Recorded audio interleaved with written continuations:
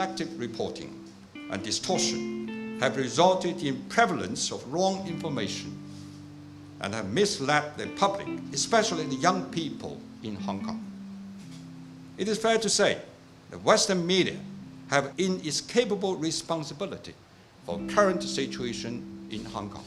Well, he's absolutely correct. By any objective test, the Hong Kong police have handled these events with less aggression, less violence than any police force anywhere else in the world would do. First of all, the British colonial flag was hoisted in the wrecked ruin of the Legislative Assembly building, which was violently attacked. Imagine if a town hall in Britain were attacked and wrecked and a Chinese flag was hoisted inside the room, what the outrage would be.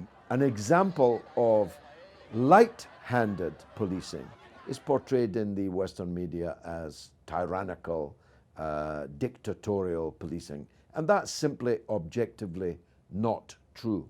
This is part of a spectrum of attacks which are designed to slow China's advance, weaken China's internal cohesion, with a view to stopping China becoming the most important economy and country in the world. For the British state, they have never really accepted in their heart that their empire has gone and that Hong Kong is China. They have never really accepted that. They had to make the diplomatic withdrawal that they did in 1997, and they have tried ever since to keep as large a foothold on the people in the society and the economy in Hong Kong as they possibly could. Hong Kong is part of China. No foreign country should interfere in Hong Kong's internal affairs. We urge those foreign forces to respect China's sovereignty and security.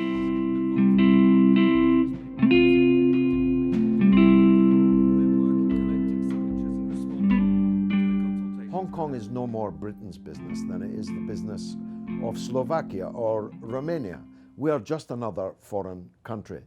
Surely, how Hong Kong is governed than how Saudi Arabia is governed. In the latter case, we accept that, absolutely, as long as they'll buy our weapons. We have nothing to say about the internal governance of Saudi Arabia. Indeed, the very same Tom Tugendhat argues that the internal affairs of Saudi Arabia are a matter for Saudi Arabia.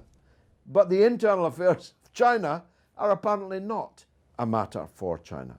China signed a deal to have one country, two systems.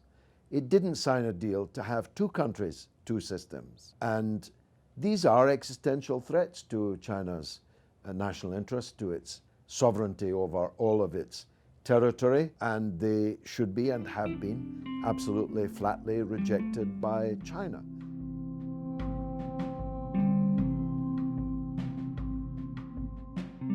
It's a masterclass in British hypocrisy, this one, because not only did we not give any democracy in 155 years to Hong Kong, we didn't even have democracy in our own country until 1929, when the last of the British women got the right to vote.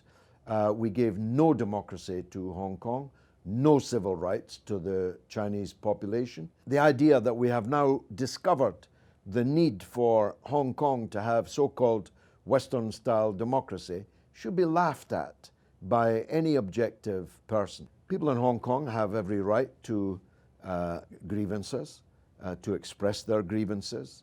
They have a right to ask their government to listen to them. And I'm sure that that lesson has been learned by the local government in Hong Kong and by the central government in Beijing.